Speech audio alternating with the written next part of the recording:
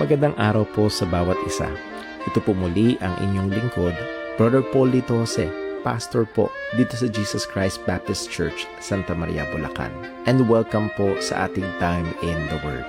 Ito po ay panahon na kung saan tayo nag-aaral ng salita ng Diyos sa patuloy na ikalalago ng mga mananampalataya, sa ikaliligtas ng mga kaluluwa, at lahat ng ito ay sa ikakaluwalhati ng pangalan ng ating Panginoon. Salamat po at kasama po namin kayo ngayon at nawa patuloy tayong matuto, lumalim sa pagkakilala, pagmamahal, paglilingkod at pananampalataya sa ating Panginoon at tagapagligtas.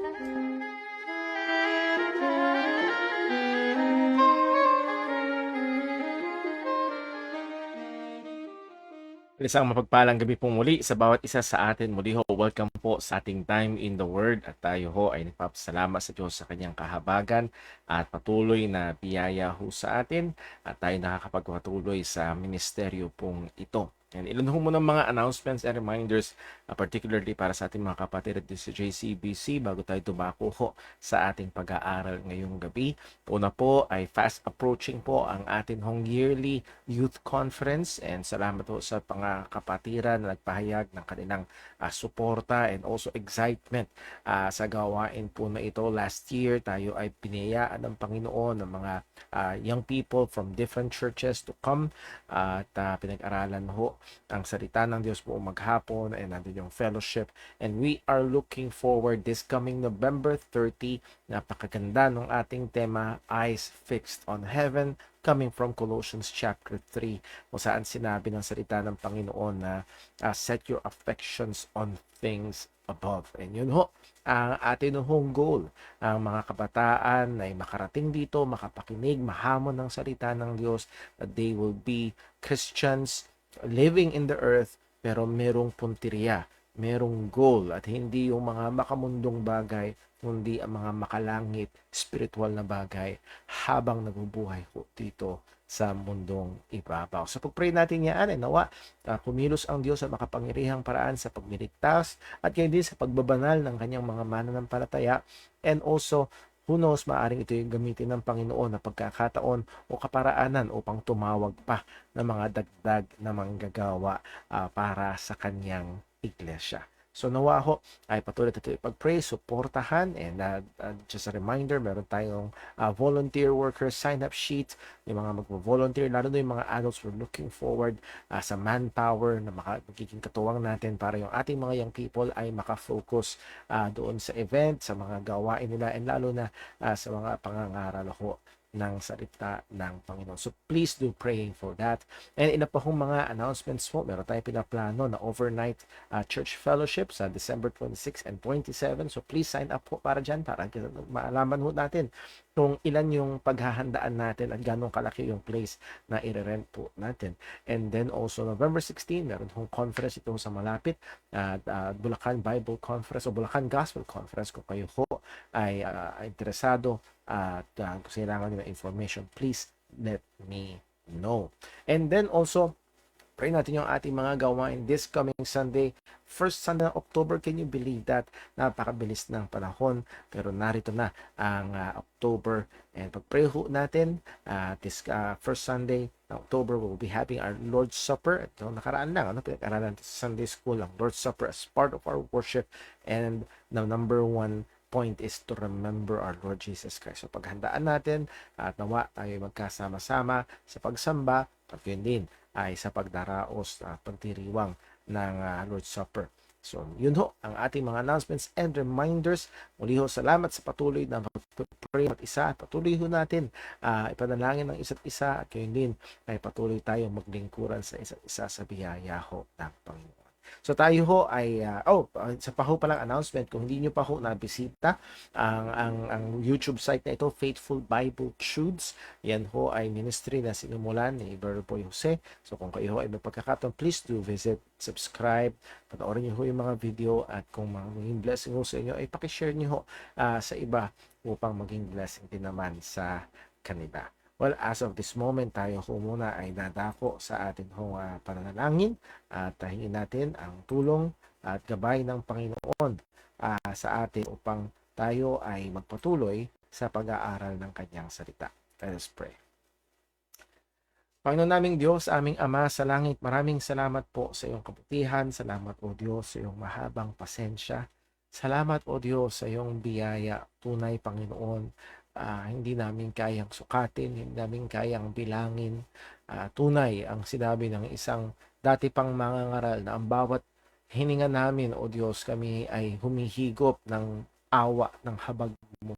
Dahil ang karapat dapat sa aming mga makasalanan ay kamatayan. Ngunit patuloy kang naaawa, patuloy kang naahabag, lalo higit o Diyos ay ang iyong biyaya ay sumagana sa amin, lalo na sa amin ng mga mananampalataya ng Ebanghelyo. Puri ka sa pagliligtas ay iyong pinagkaloob at ang utos mo sa amin ay kami ay lumago pa sa pagkaunawa at pagkakilala sa aming Panginoong Jesucristo sa iyong mga katotohanan. At ito po, O Diyos, ang aming layunin sa pagdaraos ng online Bible study na ito ng Time in the Word. Kaya Panginoon, amin pong hinihiling na pagpalain mo po nawa ang time na ito namin sa iyong salita. Ikaw po ang patuloy na mangusap. Gamitin mo yung salita upang kami ay kung kailangan ay i-rebuke, turuan, paalalahanan. At yun din, Panginoon, ay patuloy na gawin namin, Panginoon, ang naaayon sa iyong kalooban. Patawad po sa aming mga pagkakasala at pagkukulang sa iyo, O Diyos, sa aming salita, sa aming gawa, or maging sa aming pagmamahal sa iyo. O nawa, O Diyos, tulungan mo kami na patuloy na maging mapagbantay at maging masipag na pakikipaglaban sa kasalanan. Lahat ng ito, O Diyos, ay aming hinihiling sa iyo sa ngalan ng aming Panginoong Hesukristo. Amen. So dumako ho tayo sa ating pinaka-lesson this evening and nagpapatuloy tayo sa Doctrine of the Holy Spirit. We are now on lesson number 20 about being filled with the Holy Spirit. So yun ho ang ating pinag-aaralan, being filled with the Holy Spirit. And last Wednesday ay nagsimula tayo at tinalakay natin at yung tanong na paano ba mapupuspos ng banal na Espiritu. At itutuloy natin yan ngayong gabi. Let's go to some reviews. Pinag-aralan natin yung mga gawa ng banal na Espiritu sa buhay ng Kristiyano. Andiyan yung baptism of the Holy Spirit, seal of the Holy Spirit, indwelling of the Spirit, and all of these are objective blessings in our salvation. That means ito'y pantay-pantay, pare-pareho sa bawat tunay na Kristiyano. Walang mas sealed kaysa sa iba. Ito'y objective blessing sa lahat ng totoong Kristiyano. And then also, nakita natin ito ay totoo, as we have said, true to all believers. Now, doon naman sa fullness of the Spirit or being filled with the Holy Spirit, kinonsidera natin na walang utos sa salita ng Diyos sa tayo ay mas sealed or ma-indwelt ng Holy Spirit. No, ito ay blessing automatically done, given to us when we got saved, pero merong maliwanag na utos na tayo mapuspos ng banal na Espiritu sa Ephesians chapter 4 or chapter 5. But be filled, be not drunk with wine, but be ye filled with the Spirit. And then binigyan natin ng pansin, ano ba yung dalawang kategorya ng pagiging puspos ng banal na Espiritu? Nakita natin na merong mga pagkakataon, particularly sa bagong tipan, na merong exigencies. May mga emergency, may mga necessities, may mga pagkakataon na humaharap sa matinding hamon ng mga mananampalataya or ang mga apostol, and we will see there that nandun yung supply ng banal na Espiritu, being filled with the Spirit, sumasagot ang mga mananampalataya. Pero primarily sa buhay ng mga mananampalataya, ang pagiging puspos ng banal na Espiritu, it pertains to the manifestation of Christian character. Galatians chapter 5 verse 22 hanggang 23, pinakita dito yung bunga o gawa ng banal na Espiritu sa buhay ng isang Kristiyano. So yung manifestation in character. Sa 1 Peter chapter 1 verse 15, if you remember, we are instructed to add to our faith.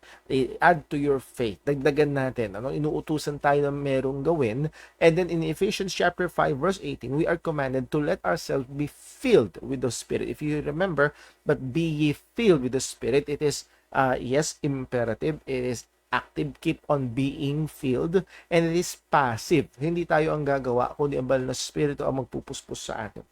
So we have now here the Holy Spirit, allowing the Holy Spirit to fill us or keep on filling us, and then si Peter naman, add to your faith. So dito natin nakita yung katotohanan na ang pagiging puspos ng banal na spirito is a subjective synergistic process.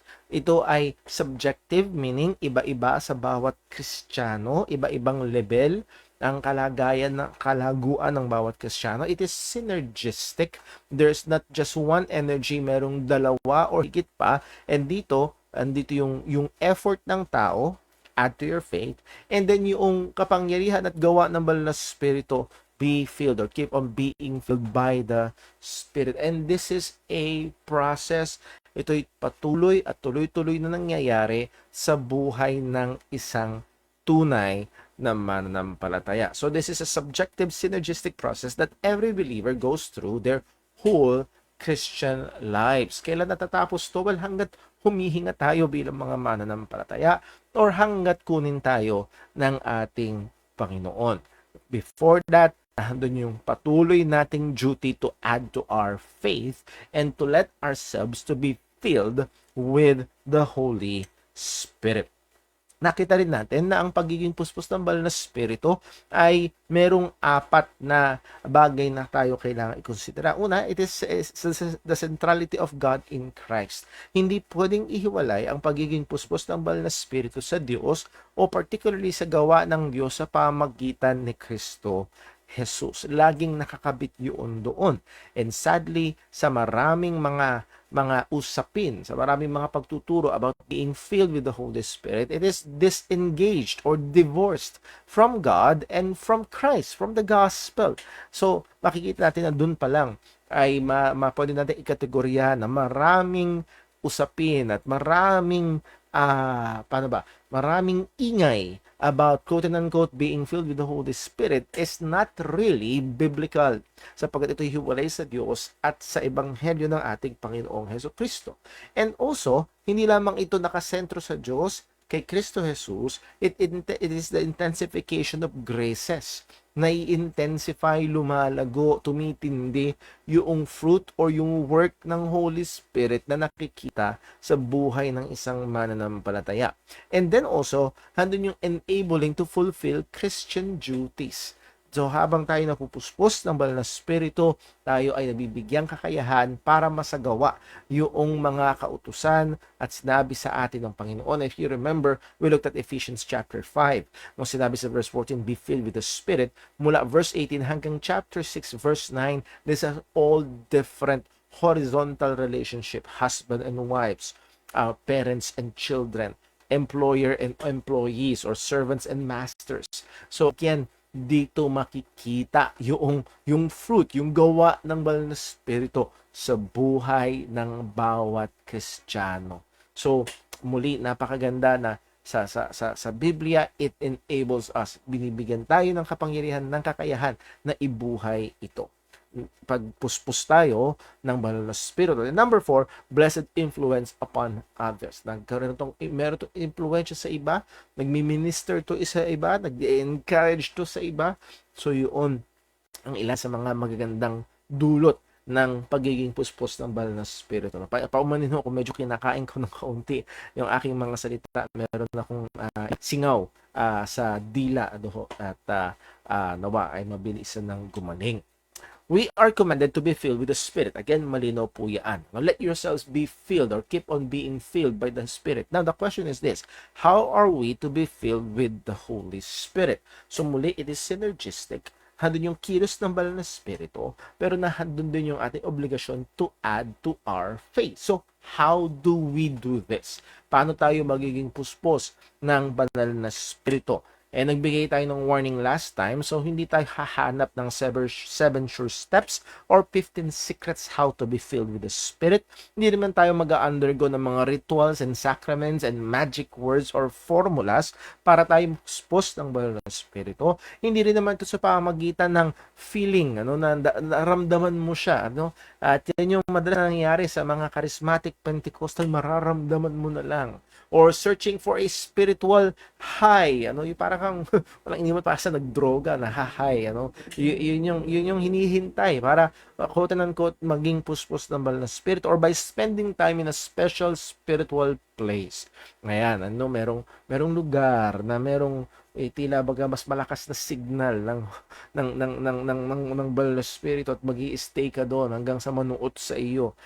No, these are all not biblical. Walang basihan sa salita ng Diyos, and sadly, dito nahahaling ang marami. Pero paano nga ba? Ang sagot, point, the believer's part in being filled with the Spirit is to be engaged, or to engage himself in all the God-given Christ-likeness producing means of grace. In short, ang sagot, how to be filled with the Holy Spirit, engage yourself, give ourselves to the means of grace. Yung mga daluyan or kaparaanan ng biyaya na binigay ng Panginoon. Without faithful engagement in the means of grace, sabi nga ng isang mga ngaral, there is no expected growth in holiness. And again, yung holiness is Christ-likeness, and yung Christ-likeness is the fruit of the Spirit. So kung walang faithful engagement din sa mga means of grace na yun, hindi natin maaasahan na tayo ay lalago or mapupuspos ng banal na Espiritu. Dinaanan natin to, pinag-aralan natin number 1 last time. Again, this will not be an exhaustive list of the means of grace, but just the very basic, 4 basic means of grace na kailangang ibigay natin ng ating mga sarili upang magawa natin yung sinasabi ng salita ng Panginoon to add to our faith. So hindi lang yung basta mag-a-add ka lang from nowhere. No, there will be a source, a means of grace para magawa natin ito. And number 1 is this, exposure to the Word of God. And if I may add an adjective, constant exposure to the Word of God. As Peter said sa 1 Peter 2 verse 2, as newborn babes, ano daw? Desire. And yung word na desire dyan is imperative. Gustuhin mo. So kung merong time na nagising ka o araw na tinatamad tayo, hindi natin gusto, walang utos pa rin sa atin ay gustuhin natin. We must, by the grace of God, give ourselves to desire, to train ourselves, to discipline ourselves, to desire the sincere milk of the Word. Para saan? That ye may grow thereby. So, simply put, hiwalay sa salita ng Diyos ay wala tayong maaasahan na tunay na paglagong espiritual. Wala tayong maaasahan na pagiging puspos ng banal na espiritu. Now, again, huwag tayong maging mystical, hindi ibig sabihin na dapat lagi mong yakap ang iyong Bible, gagawin mong unan sa gabi, magiging puspos ka na ng banal na espiritu. That is not the case. Kung hindi i-expose natin ang ating mga sarili sa private exposure, that is our personal Bible reading, Bible study, Bible meditation, and even memorization. And then yung public ministry ng salita ng Diyos na nagbigay ang Panginoon ng mga pastors and teachers sa church for the edification of the body or the saints. So muli, point, both the private exposure and the public ministry of the Word are essential as means to be filled with the Holy Spirit. And I cannot stress this enough. Sapagkat merong mga Kristiyano na nahuhulog sa kaisipan na, well, consistent naman ako sa private exposure ko sa salita ng Diyos. Consistent naman ako sa aking Bible reading and devotion time. It's okay na hindi ko i-expose ang aking sarili sa public ministry ng salita ng Diyos. That is not the case. And vice versa. Hindi porket faithful tayo sa mga public ministries ng salita ng Panginoon. And for example, andun ka ng prayer meeting, andun ka ng Sunday school, Sunday morning, Sunday afternoon or evening, at umaattend ka pa ng group Bible studies, so nandun yung public ministry ng salita ng Diyos, but you neglect your private times sa salita ng Diyos. That should not be the case.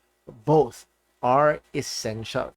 Both are biblical and commanded sa atin bilang mga mananampalataya. So note, not merely being filled with biblical head knowledge. Ang pagiging pag-exposure sa salita ng Diyos ay hindi lang basta puno tayo o meron tayong mga kaalaman ng salita ng Diyos. Well, that's good. That's good.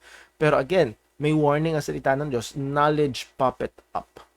Yes, even biblical knowledge can pop up. Pwedeng magpayabang ang mga kaalaman patungkol sa teolohiya, sa doktrina ng Biblia. Pwede itong magpayabang kung hindi ito papailalim sa gawa ng banal na Espiritu. So we're not speaking about just knowing doctrines or things in the Bible. Yes, that is good. Yes, that is important. Pero hindi lang yun. Kung hindi, dapat ito'y umepekto sa ating mga buhay. That's why meditation is very, very important. Kagaya naging pag-aaral natin sa Sunday School and dito sa ating time in the Word. Sabi nga ni Paul Tripp, and I would highly recommend any and every book na sinulat niyo si Paul Tripp, a very, very good read. Ang sabi niya, biblical maturity is never just about what you know.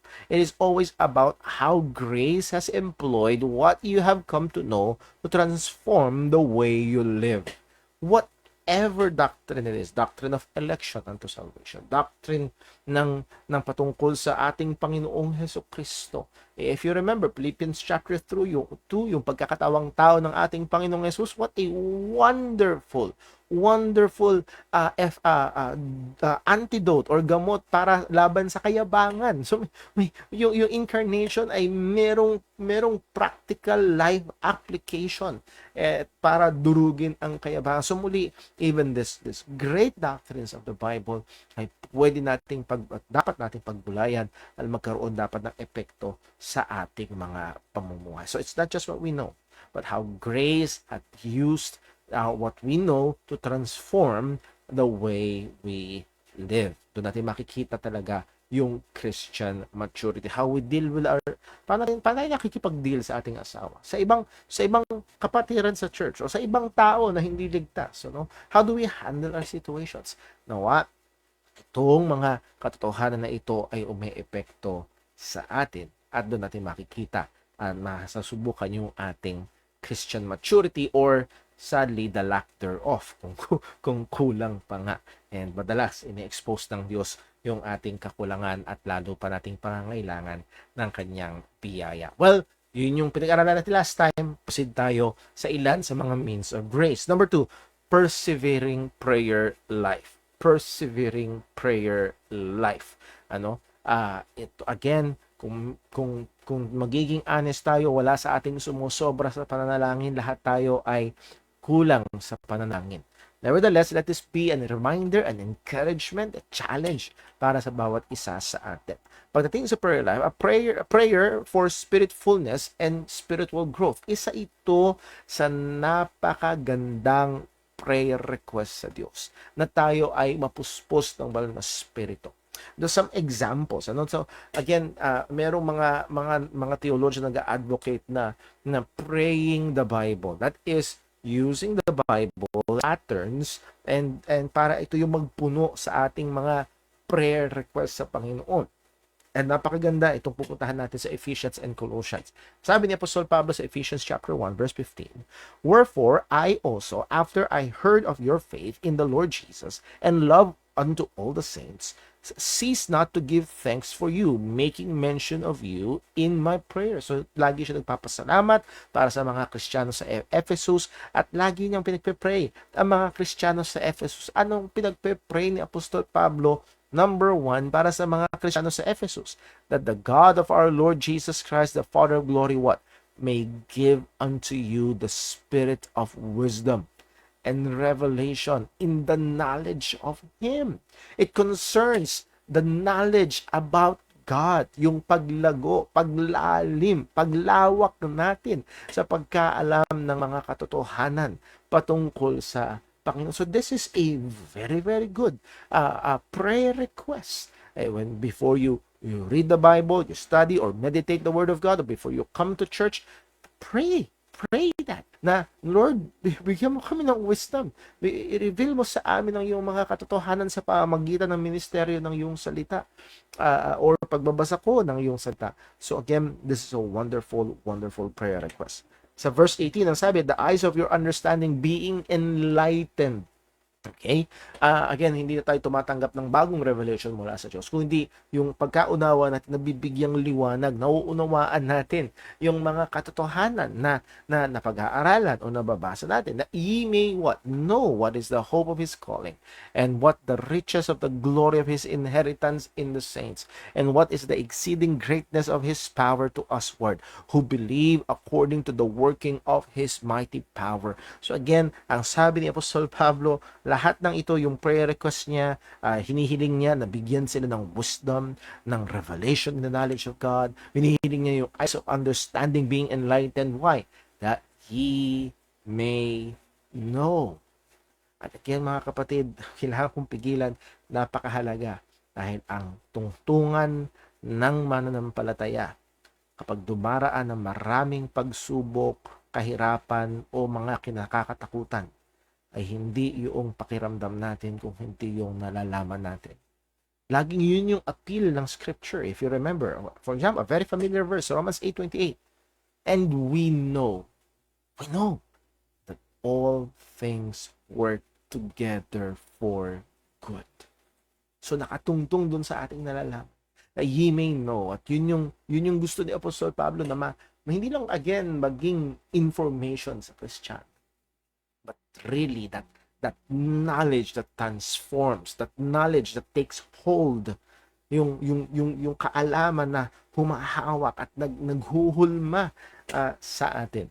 At nawa, hingin natin yun sa Panginoon pag tayo ay nasa private or public ministry ng salita ng Panginoon. Colossians 1 verse 9 almost speaking the same thing. For this cause also, since the day we heard, I do not cease to pray for you and desire that ye might be filled with the knowledge of His will in all wisdom and spiritual understanding. Para saan? That ye might walk. Sa Ephesians, that ye might know, and this is Colossians, that ye might walk. And these two are together. Christian knowledge and Christian living. Hindi ito pwedeng paghiwalayin. That ye might walk worthy of the Lord unto all pleasing, being fruitful in every good work, increasing in the knowledge of God. So muli, ito'y napakaganda na laman-laman ng ating mga panalangin, na tayo ay mapuspos pa ng mga kaalaman, spiritual na pagkaunawa at mga katotohanan ng Panginoon. Verse 11, strengthened with all might according to His glorious power unto all patience and long-suffering with joyfulness. So Paul's consistent prayer and ardent desire, nandun yung desire talaga ni Pablo. Gusto niya itong mangyari sa mga mananampalataya. And me as a pastor, gusto ko itong mangyari sa mga Kristiyano, and it's a great joy sa akin kapag nakikinig ako sa mga kapatiran, at yun yung isa sa mga kagalakan ko bilang pastor kapag Sunday when I engage with other believers. Hindi ako masyadong magsasalita na ako ng marami sa Sunday school tsaka sa preaching. Pero madalas sinusubukan kong makinig sa mga kapatiran kung ano na nangyayari sa kanila, sa pamilya nila, sa kanilang mag-asawa, sa kanilang mga anak, sa kanilang trabaho, sa kanilang negosyo. Habang pinakikinggan ko sila, meron bang epekto ang mga katotohanan ng Panginoon? And what a great joy sa akin bilang pastor to hear yung mga kapatiran na kung saan when they are faced with choices, with challenges, maririnig mo sa kanila na kasi yun yung sabi ng salita ng Diyos, kasi yun yung kalooban ng Panginoon, and that's why they made the choice, they did this or did that, and what a wonderful joy. And yun ang desire at panalangin ko patuloy. Nawa ang ating mga kapatiran o sino man nakasama natin sa ating pag-aaral ngayon ay ma-develop ito sa ating mga buhay. So it's Paul's consistent prayer and ardent desire for believers to be filled with the spiritual knowledge and understanding so that they may be able to live out the Christian life. And that is basically the picture of being filled with the Holy Spirit. Letter B, pagdating sa prayer is essential in our struggle against sin. So it's essential in our growth in the faith. It is essential in our struggle against sin. Matthew 26:41, ang sabi, watch and pray. Again, magbantay, maging mapagbantay. At maraming mga mananampalataya, marami sa atin ang madalas hindi nagiging mapagbantay. Watch and pray that ye enter not into temptation. The spirit indeed is willing, but the flesh is weak. Again, hindi yan. Sabi nga ni John MacArthur, this statement, the spirit is willing but the flesh is weak, is not an excuse, but a warning. Nagbibigay ng warning, mahina tayo. Mahina tayo. So what we should do? We should watch and pray. Maging mapagbantay at manalangin. 1 Thessalonians 5:23, and the very God of peace sanctify you wholly, and I pray God, your whole spirit and soul and body be preserved blameless unto the coming of our Lord Jesus Christ. So here again is Paul praying for the sanctification, praying for the holiness, praying for the righteousness ng mga mananampalataya, even practical righteousness, hanggang sa pagbabalik ng ating Panginoong Hesus Kristo. Let me just read itong medyo mahaba ho itong quotation from John Piper, but I really appreciate it. Minsan ko na rin sinabi ito sa preaching na kung saan kinumpara ni John Piper ang prayer sa wartime walkie-talkie. So let me just read. Ang sabi niya, life is war, particularly Christian life. That's not all it is, but it is always that. Hindi ang buhay ay isang gera, hindi puro gera, pero laging meron. Okay? Laging may labanan. Our weakness in prayer is owning largely to our neglect of this truth. Kaya daw tayo madalas mahina sa pananalangin ay dahil nakakalimutan natin na ang buhay Kristiyano ay isang labanan. Bakit? Prayer is primarily a wartime walkie-talkie. For the mission of the church is as it advances against the powers of darkness and unbelief. It is not surprising that prayer malfunctions when we try to make it a domestic intercom to call upstairs for more comforts in the den. So again, tayo ay nasa labanan. Ito yung madalas na larawan na pinipinta ng Apostol Pablo para sa buhay ng Kristiyano. We are soldiers, sabi ng salita ng Panginoon. Nevertheless, madalas ang hinihingi ng maraming Kristiyano ay hindi tulong para sa labanan, kung hindi comfort, more creature comfort. Sabi niya, dun madalas nagkakaroon ng problema sa panalangin. Let's keep on reading. God has given us prayer as a wartime walkie-talkie so that we can call headquarters for everything we need as the kingdom of Christ advances in the world. Prayer gives us the significance of frontline forces and gives God the glory of a limitless provider. The one who gives the power gets the glory. Thus, prayer safeguards the supremacy of God in missions while linking us with endless grace for every need. What a wonderful thought. Kung gusto niyo balikan na lang mamaya, pero muli, ang pananalangin ay nagbibigay luwalhati sa Panginoon. It safeguards the supremacy of God. Particularly, ang binibigyan ng pansin dito ay missions. And another time, sinabi rin to ni John Piper, sabi niya, prayer is a wartime walkie-talkie, not a domestic intercom for ringing up the butler. Para kang nasa hotel, magpunta kayo, humihingi ka ng service ng butler to change the thermostat. It is a wartime walkie-talkie to call in firepower because the enemy is greater than we are. If you try to turn this into a domestic intercom to bring another pillow, it malfunctions, and you wonder why. It's not made to be an intercom, it is made to be a wartime walkie-talkie. So muli, nawa ito ay magbigay sa atin ng a different view pagdating sa pananalangin. Tayo nga ay nasa labanan. And it's a desperate na sitwasyon na meron tayo, because again, our enemy is strong. He's greater than us. At our adversary, the devil, is like a roaring lion. At hindi tayo malakas sa ating sarili. So we desperately need to pray. Pray for our spouse. Pray for our children, pray for our brethren, pray for our church, pray for our country, at lahat pa at marami pang iba. Then let us see, prayers must be persistent. Our prayers must be persistent. Nandun yung, kaya nga persevering prayer life. Nagpe-persevere, naging consistent, persistent yung ating panalangin. Ephesians 6:18, praying always with all prayer and supplication in the Spirit, and watching thereunto with all perseverance and supplication for all the saints. So again, praying always, watching thereunto with all perseverance. Nagbabantay tayo sa panalangin na may matinding pagpapatuloy. Praying always. Alam natin yung talata, 1 Thessalonians 5:17, pray without ceasing. Huwag tayong tumigil. Mahirap ba ang kalagayan? Meron bang problema? Malalim ba ang sitwasyon? Masakit ba ang damdamin? Uh,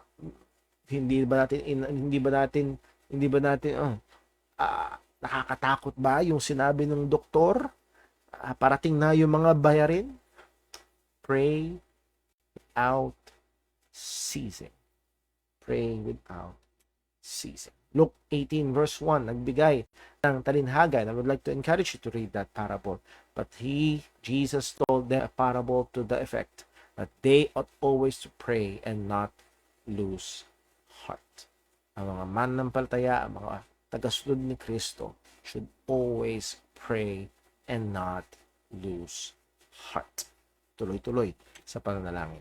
Sabi nga ni Christopher Gordon, in our struggle with sin, God invites us to come to Him in prayer, and He answers by giving us His Spirit, who is actively sanctifying us. So again, as we pray to God, na tayo ay patuloy niyang tulungan. Hingin natin ang supply ng lakas ng banal na Espiritu sa ating mga buhay as we struggle against sin, strive for holiness, at habang namumuhay tayo sa anumang sitwasyon natin dito. Number 3, sa means of grace. Again, ang tinatalakay natin, how are we to be filled with the Spirit? We use the means of grace. We apply the means of grace. Yung public ministry, yung ministry ng salita, ng exposure sa salita ng Panginoon. Pangalawa, persistent prayer life or consistent prayer life. Pangatlo, biblically ordered church life. Biblically ordered church life. And sadly, ito yung isang bagay na madalas nababaliwala ng maraming mga mananampalataya. The church, here is the truth. Whether we like it or not, this is the truth. The church is an essential part of Christian sanctification. Ang church, dinisenyo ng Diyos, ang buhay Kristiyano, na ang iglesia, and I'm not pertaining to the religious organization, I'm not pertaining to the religious building, I'm pertaining to the body of believers. Ang mga mananampalataya ay kailangan natin para sa ating paglago. Ang mga mananampalataya, kapwa mananampalataya, ay kailangan natin, kailangan natin para tayo patuloy na mapuspos ng banal na Espiritu. Bakit? Bakit natin kailangan ng church? Well, because of the pastoral ministry. Again, Ephesians chapter 4, binigay ni Kristo, Christ's gift to the church. Ang mga pastors and teachers sa church ay regalo ni Kristo sa ikabubuti ng church. And napakahirap kapag ang isang nagpapakilalang Kristiyano, wala siya noon. Wala. So again, that's very, very sad. Hindi lang yun, fellowship of the saints. Kailangan natin yung pakikipag-fellowship sa isa't isa, to minister and to be ministered unto. Hindi lamang, kung naalala nyo yung sulat ni Apostol Pablo, naalala ko lang sa Romans chapter 1, na kung saan ang sabi niya, doon yung great desire niya na marating sa Rome. Why? Para makapagturo siya, para makapagbahagi siya, particularly ng Ebanghelyo, pero kailangan niya rin yung ministry na ma-encourage siya ng mga mananampalataya doon. So, kita ni Apostol Pablo.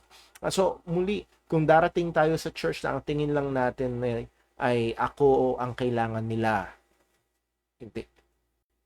Me as a pastor should always be reminded na kailangan ko ang church. Kailangan natin ang fellowship ng isa't isa. Sacraments, pinag-aralan natin, or ordinance, baptism of the Lord's Supper. Bakit natin kailangan ito? It points us to Christ. It reminds us of Christ. And then in church discipline, medyo nahagingan natin sa pangangaral last Sunday na ang pastor ay hindi exempted sa church discipline. No member of the church is exempted sa church discipline. Kailangan. And it's God's loving way para ang mga Kristiyano na nililigaw ng landas ay may akay pabalik.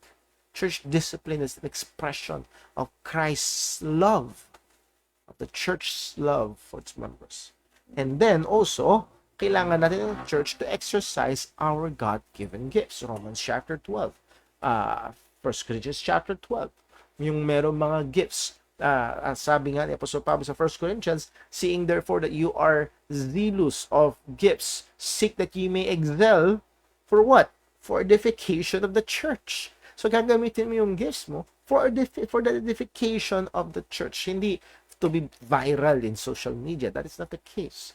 To be particularly for the edification of the church. So muli, ay kailangan natin ang biblically ordered church life para sa ating paglago bilang Kristiyano, para sa ating pagiging puspos ng banal na Espiritu.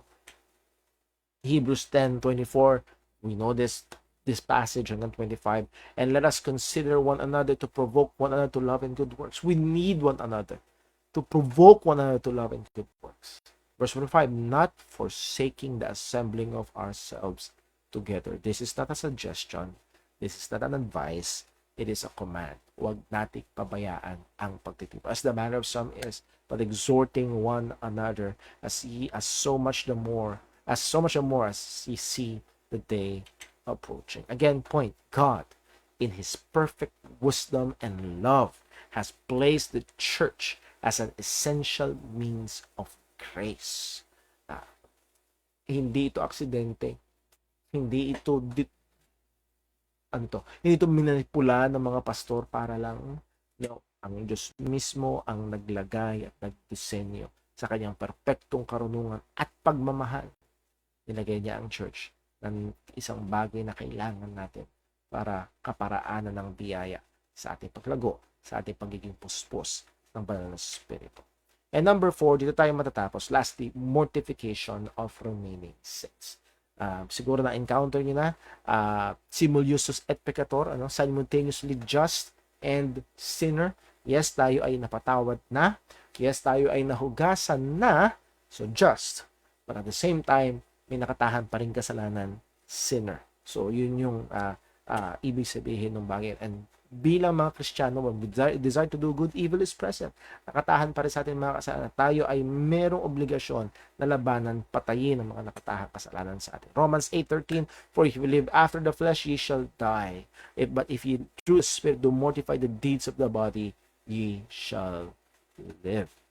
Again, pinapakita nito na ang totoong Kristiyano ay engaged sa seryosong pagpatay sa kasalanan. So muli, ang isang Kristiyano ay hindi isang taong walang kasalanan. Ang isang totoong Kristiyano, ang larawan niya ay isang taong pinapatay ang kasalanan. Siguro graphic na gamitin yung salita, nakikipagpatayan ka sa kasalanan. Kasi kung hindi mo papatayan ng kasalanan, papatayin ka nito. If you live after the flesh, you shall die. So, kailangan talaga na patayin ang kasalanan. If you do the Spirit to mortify the deeds of the body, ye shall live. Mortifying of specific sins. Again, hindi lang to basta sins in general, pero even pinpointing particular sins. It's good to pinpoint particular sins. Colossians 3:5, mortify therefore your members which are upon the earth. Again, yung members dito, hindi yung physical parts natin. Hindi tutukoy dito yung works ng flesh, yung sin. Fornication, uncleanness, inordinate affection, evil concupiscence, and covetousness, which is idolatry. At meron pang ibang sinabi sa Apostle Pablo, and this is not an exhaustive list of all the sins, but still, it is a list. Merong particularity ng mga kasalanan dito. At ang utos dito, mortify. Patayin. Tukuyin at patayin. Now, hindi lang basta pagpatay sa mga kasalanan, pagdating sa mortification, kung hindi yung development of opposite graces. Kailangan i-develop yung mga opposite graces nito. So, there must be a growth in our conformity to Christ. Colossians 3:12, put on therefore. So, pagkatapos sabihin sa Colossians chapter 3, verse 5, na mortify, pagdating mo sa verse number 12, put on therefore. May mga kailangang ibihis, may mga kailangang ilagay. So may mga kailangang alisin, may mga kailangang patayin, pero meron mga kailangang ilagay o ibihis. As the elect of God, holy and beloved, what? Bowels of mercies, kindness, humbleness of mind, meekness, long-suffering, forbearing one another, forgiving one another. If any have a quarrel against any, even as Christ forgave you, so also do ye. Wow, it's almost sounding like Galatians chapter 5, the fruit of the Spirit. We must put it on. Sounding like First Peter, add to your faith. We must put on. So ito ay dapat nating gawin. So hindi lamang sa may pinapatay tayong kasalanan. Pero dapat dinedevelop, idinadagdag, pinauunlad, nakabanalan. 1 Peter 1:5, dito yung nasabi natin, and beside this, giving all diligence, add to your faith virtue, and to virtue knowledge, and to knowledge temperance, and to temperance patience, and to patience godliness, and to godliness brotherly kindness, and to brotherly kindness charity. Again, this is not a suggestion. This is a command sa ating bilang mga Kristiyano, giving all diligence. Magbigay tayo ng buong sikap na idagdag natin ito sa ating pananampalataya. Not to let go and let God. So again, ang approach pagdating dito sa mortification of sin is let go and let God. No? Ang sabi ni Apostol Pablo, 1 Corinthians 9:27, but I keep under my body and bring it to subjection. Meron siyang ginagawa. I keep under my body. Yung word na I keep under my body is the word hupofiazo. Nang ibig sabihin, to strike one upon the parts beneath the eye, to beat black and blue, or literally to give a black eye. Or it means to discipline by hardship. So ang key dito ay dinidisiplina ni Apostol Pablo yung kanyang sarili and to bring it to subjection. May mga bagay, kung babasahin nyo yung mga previous verses bago itong verse 27, kinumpara ni Apostol Pablo sa atleta ang mga Kristiyano, at yung mga atleta ay disiplinado to win something that is just temporal. Tayo mga Kristiyano, we're going after what is eternal. At kung yun ang ating punteriya, so dapat mas lalo tayong disiplinado, at yun yung ginagawa ni Apostol Pablo. Sabi nga ni Albert Barnes, in commenting in this verse, the word here means that Paul made use of all possible means to subdue his corrupt and carnal inclinations. Not primarily yung physical na katawan ng kalaban. Muli, magandang, nung narinig ko minsan sa isang pangangaral na isang kaibigan na mangangaral itong katotohanan to, parang hindi yung katawan ang kalaban. Again, sabi ng Romans chapter 6, ipagamit natin yung ating mga katawan bilang instrumento ng katuwiran. So, hindi yung katawan ng kalaban, kundi may nakatahang kasalanan. So, not the physical body, but that corrupt inclinations and evil passions ang kailangan nating isubdue to show that he was not under the dominion of evil passions, but was fully under the dominion of the gospel. Yun ang punteriya ni Apostol Pablo. So lastly, again, how are we to be filled with the Spirit? We must give ourselves, engage ourselves to the God-given Christ-likeness producing means of grace. Hindi ito ang lahat, pero maganda magsimula sa apat na ito. Nandun yung ating consistent exposure sa salita ng Panginoon. Nandun yung ating persevering prayer life. And then also, nandun yung ating pag-mortify sa mga kasalanan. And naraktawan natin yung pag-engage natin ng ating mga sarili sa church life. Or well-ordered church life. So these are 4 basic means of grace na kailangan natin para mapuspos ng banal na Espiritu. Okay? Tingnan natin kung meron hong mga tanong dito sa comment section. Wala naman. Sa mga private message, tingnan ko lang po, wala naman. Sa text message, nag-text po si Brother Boy, ang sabi, ang tila puspos ng Holy Spirit pwede na hindi pa din pala Christian, tulad ng preacher na nagpapalayas ng demonyo, gumagawa ng wonderful things. Yes, ayun, say pala. Yes po. Again, as Paul said, mayroong mga tao na having the form of godliness but denying the power thereof. So, hindi basta may claims, hindi basta lalo na kung ang claims is more on the mysterious, magical, miraculous side, ano. Sabi ng ating Panginoong Hesus, nagbigay siya ng babala in the last days, marami ang lalabas, mga false prophets, false Christs, and they will show signs. So, gagawin din ng mga false prophets ang mga signs.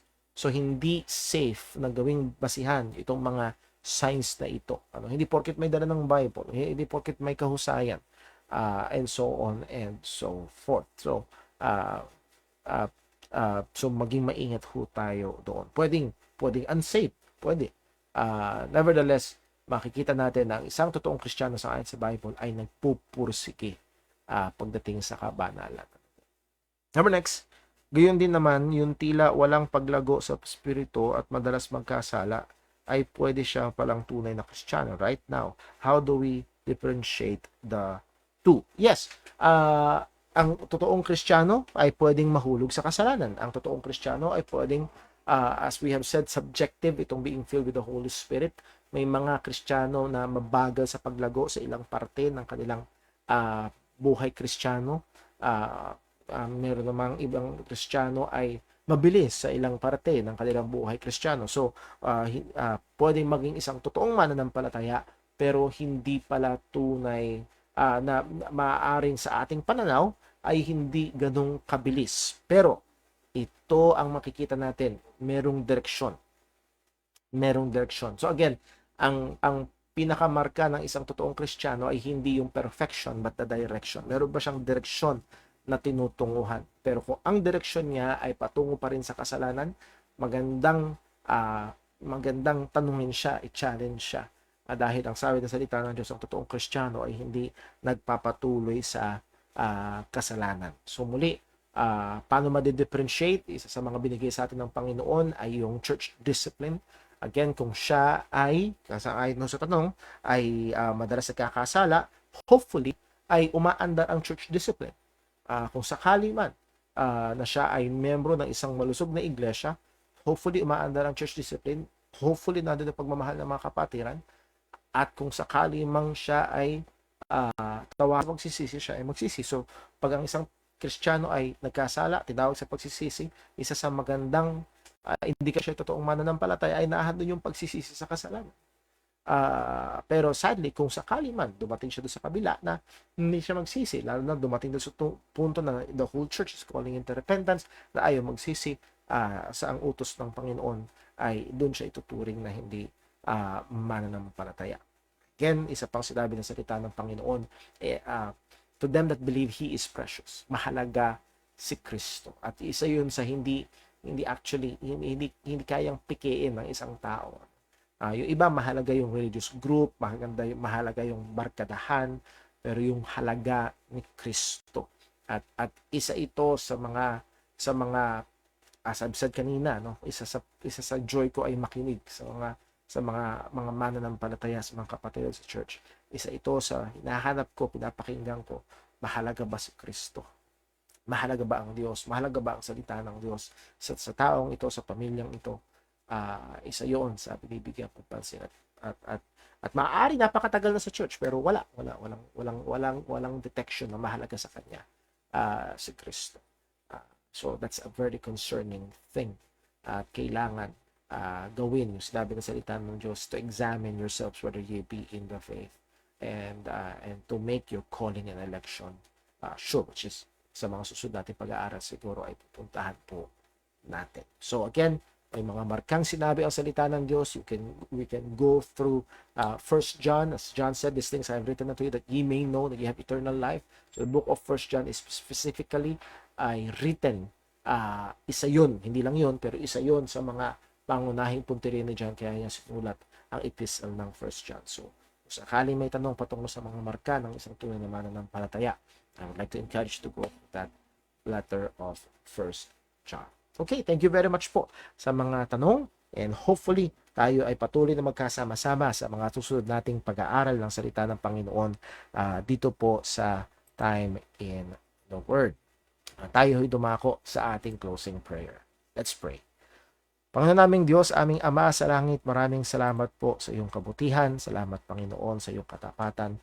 Salamat, O Diyos, sa kabila ng aming mga pagkukulang ay patuloy kang nagiging tapat at mabiyaya sa amin. And salamat po, Panginoon, sa napakarami mong mga pagpapala.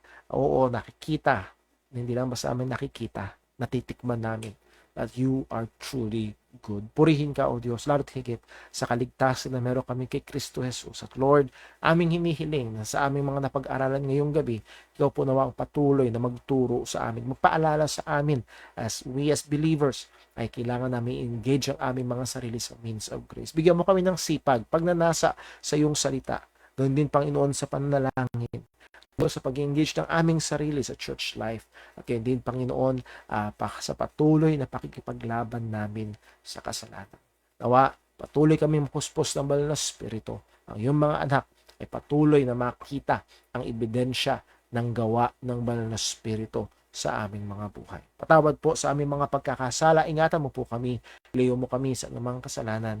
At Lord, tulungan mo kami maging mapagbantay alang-alang sa kapurihan ng iyong pangalan. Lahat ng ito dalangin namin sa ngalan ng aming Panginoong Hesukristo. Amen. Just a quick reminder, muli ho, kung di nyo pa nabisita, itong Faithful Bible Truths sa YouTube po yan. Please do visit, watch yung mga videos, subscribe, and share po natin sa iba. God bless po. Magandang gabi. At dito ho nagtatapos ang ating time in the Word.